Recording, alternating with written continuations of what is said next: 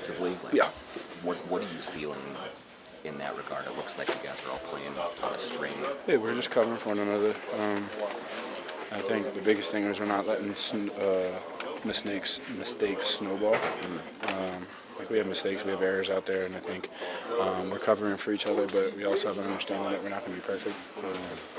So when you take that and just try to adjust the next play and get a stop, I think we're doing a better job of responding to coaching, responding to each other, and responding to how the game's being played.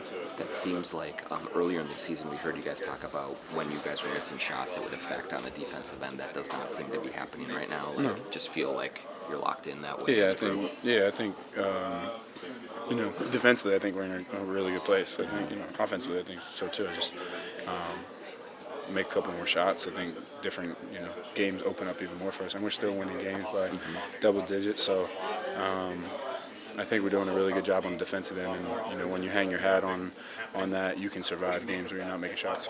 What is he doing for you guys right now? He's doing what we need him to do. Honestly, he's just being him. He's being aggressive, and I think those nights where he doesn't. I think where he doesn't do it as often. It's more glaring. He understands that, and he's a tone setter for us. It starts with him, and honestly, him and Jaden on the defensive end. Like you have two of the best defenders in the league, and when you have those two at the head of the snake, everybody else picks up their effort and energy. And what he's doing right now is exactly what we need. But it's actually, it's incredible to watch.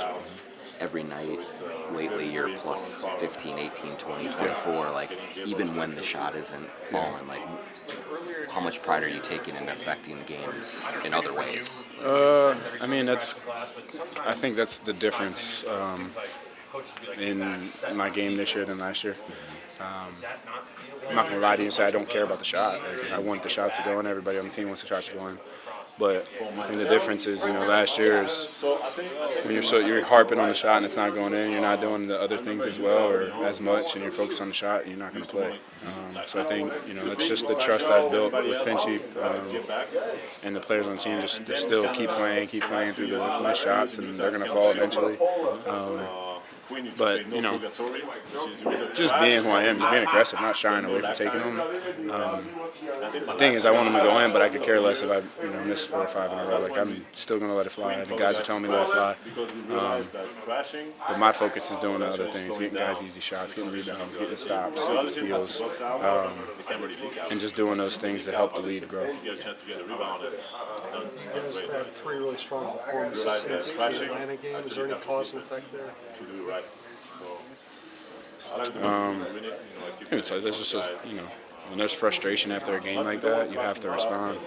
And then we responded in Miami. And I think this team's biggest challenge is once we do respond, to keep responding.